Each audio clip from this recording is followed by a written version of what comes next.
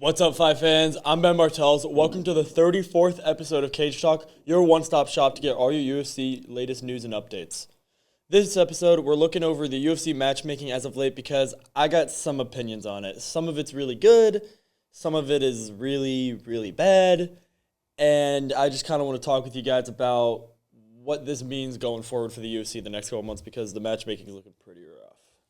So, let's get to it.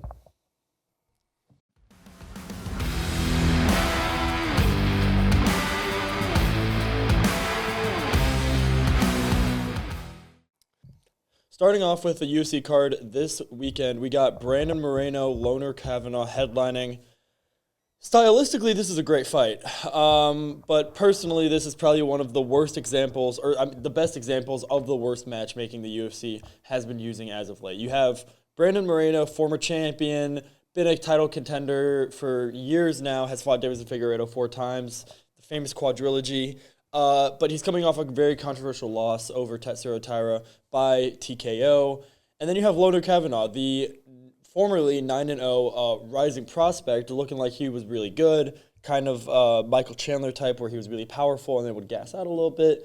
And then he fights Charles Johnson at UFC Shanghai last year and gets absolutely knocked out cold by Charles Johnson from a right hand because he had his hands low. So Loner Kavanagh coming off a brutal knockoff loss, previously unranked, and now he's ranked number 15 for some reason. And then you have Brandon Moreno, seasoned title contender vet, who was also coming off a loss, but, is 2-3 wins away from a title shot at any moment because, he just lost in December. And now he's fighting, one of those scary prospect guys. I just don't get when it always annoys me in UFC when a fight happens and it's monumental and then nothing seems to happen of it. It doesn't affect either fighter's careers. A great example of this for me, at least personally, and yes, I'm extremely biased, and yes, it's going to be a great fight, but Justin Gaethje and Dustin Poirier 2, right? Justin Gaethje knocked out Dustin Poirier. What happens, right? Dustin Poirier beats lower-ranked Benoit Saint-Denis, gets a title shot, right? What happens to Justin Gaethje? He dares for greatness, fights Max Holloway, comes up short, loses, and now everyone's marking him off the title picture, but everyone's saying Dustin Poirier had a close fight with Islam. Dustin Poirier is so good, and it's great for his legacy. Dustin Poirier is great. But Justin Gaethje just beat him, and Justin Gaethje is now lower ranked than Dustin Poirier was. So it doesn't make any sense for me. This is another example where Charles Johnson knocks out Loner Kavanagh. Who does he get? He gets Alex Perez. He gets knocked out. Who does Loner Kavanagh get? He gets number 6 ranked Brandon Moreno. It just doesn't make any sense at all. And I'm getting pretty sick of these fights that are really fun but make no sense for the rankings. And you'll see more of that as time goes on. Moving on to UFC 327, which is the week after, this has a different issue of there is no fight. UFC 327 originally had the co-main event of Brian Ortega versus Renato Moicano. That fight got scrapped because Brian Ortega couldn't make weight or something, and what a surprise. And that co-main was already pretty bad. Nobody wants to see 5 rounds of that, right?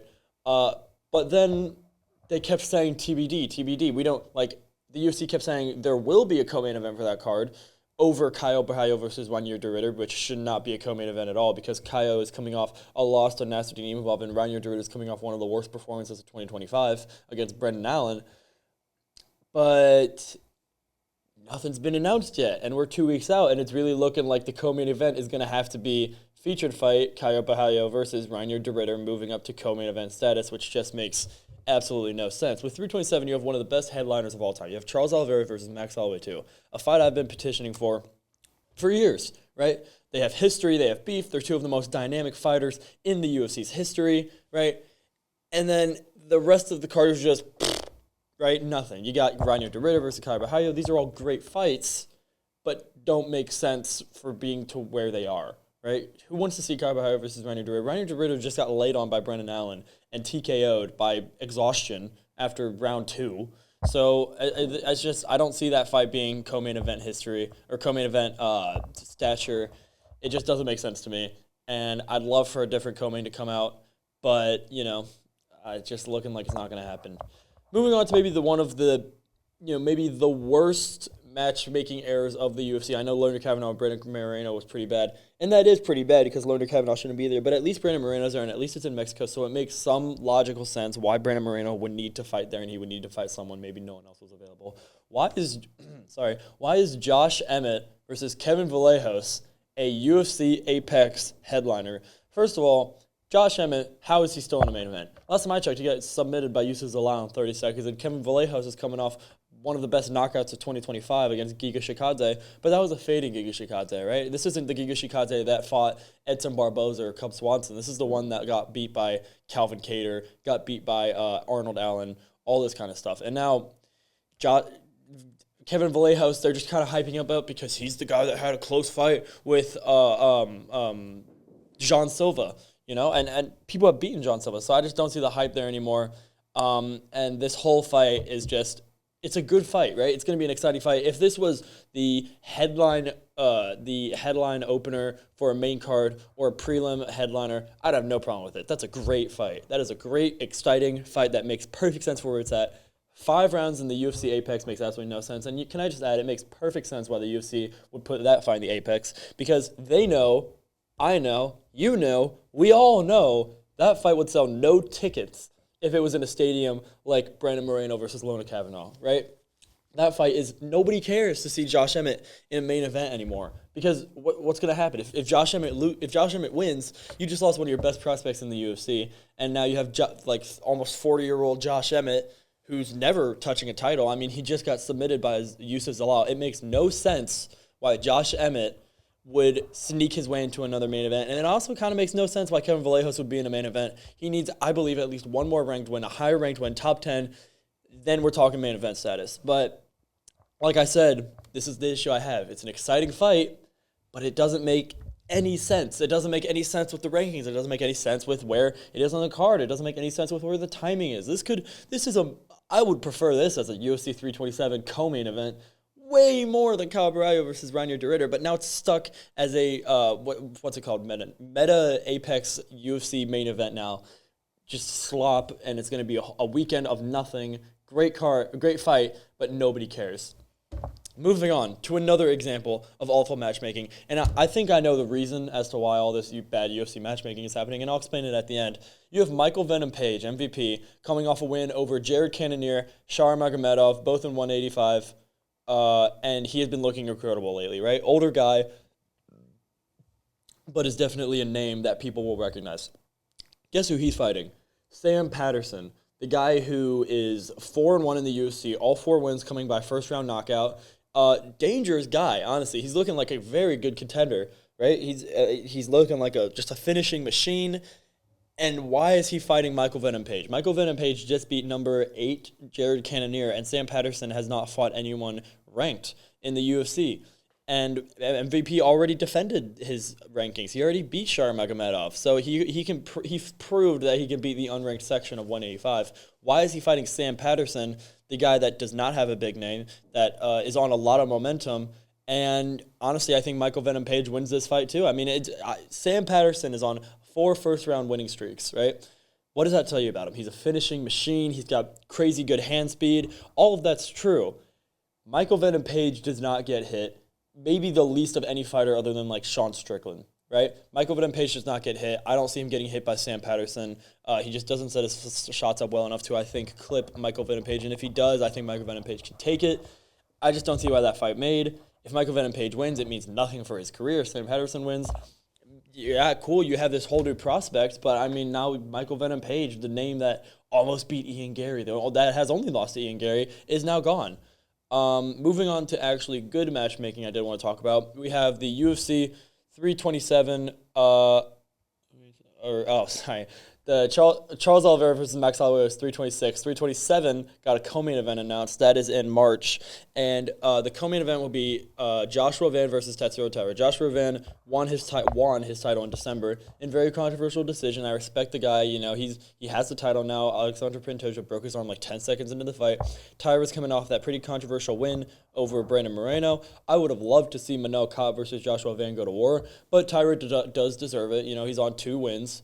And Joshua Van is also, been on a 5-6 fight win streak ever since that Charles Johnson knockout. So I think Joshua Van could definitely win this. I don't see how he's such a huge underdog. Tatsuro Taira has the grappling, but Joshua Van has no slouch on the ground, and I think Joshua Van absolutely boxes up Tatsuro Taira on the feet. I mean, let's not forget the Brandon Moreno fight that was pretty sloppy, and Brandon Royval absolutely pieced up Taira on the feet. So I think Joshua Van takes it into deep waters. I think he wins the later rounds in the fight. I think he defends the takedowns. I'm going Joshua Van by decision there. But then the UFC just goes right back to their slot matchmaking.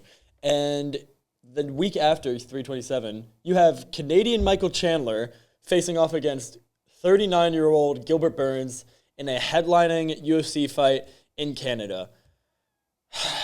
These kind of fights make no sense to me, right? Because you have Mike Malott, who is the Canadian Michael Chandler, I should say. You have Mike Malott, who is coming off a win over Kevin Holland, previously got B-A-T-E, not TKO'd by Neil Magny, a professional journeyman Neil Magny. And then you have Gilbert Burns, who's 39 and has gotten slimed out by Jack Della Maddalena and Michael Morales and laid on by Sean Brady and Bilal Muhammad, right? I mean, this fight just doesn't make any sense. Why would Gilbert Burns, 39, he's one fight from retirement, in my opinion. I think he should have already retired after the Michael Morales loss, right? But you have him, right? Certified legend, right? He's been in the game for a long time. He's fighting nothing but killers. The whole stretch of even him losing, Sean Brady, Jack Della Maddalena, Michael Morales, Bilal Muhammad. These are killers, right? And then you have Mike Malott, who's coming off a decision win over Kevin Holland, who cried, cheap shot the whole time. So I don't really hold that win very highly, even if it was a legitimate win, because Kevin Holland's always the type of guy being like, oh, I never tried in that fight, every time he loses. What I'm trying to say is Mike Malott does not deserve a headlining fight in his home country. Gilbert Burns should not be fighting in a headlining main event against Mike Malott, who does have heavy hands, is a quick striker, is a technical striker, right? Gilbert Burns, if this was prime Gilbert Burns, this would not be a competition. He would destroy Mike Malott. Come on, guys. But this is 39-year-old Gilbert Burns coming off 4 losses, 2 brutal knockouts, right? The knee from Jack Della Maddalena, that right hand from Michael Morales. This just has disaster, car crash written all over it, and I really don't get this fight. In my opinion, Michael Malott is one of the most overrated fighters of this generation. I don't know how he keeps getting in these big fights with Kevin Holland and Gilbert Burns, because he got finished by Neil Magny. Neil Magny, the guy who's been in the UFC the longest or whatever that stat is, he's got the most wins in welterweight division and he's never been a champion. What does that tell you? That he's been in the UFC for like a decade. He's a professional cockroach maxer. And, I love Neil Magny to death. This has nothing to do with him. I'm just saying that Mike Malott has no business being in a main event.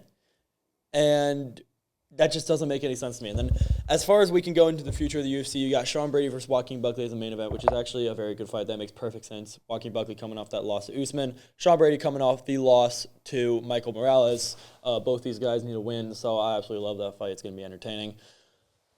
Overall, I think I know why the UFC is having such an issue with matchmaking as of late, right? It's because of the White House card. The White House card has been highly publicized, right? They're going to have weigh-ins in the Oval Office. They're going to fight on the front lawn. It's Donald Trump last year said there's going to be 6, title fights.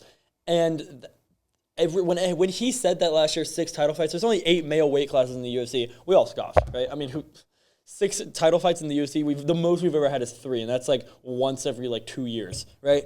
But this matchmaking as of late, let me put it into perspective for you. Up until Joshua Van versus Tatsuro Taira, that's the only title fight scheduled in the UFC.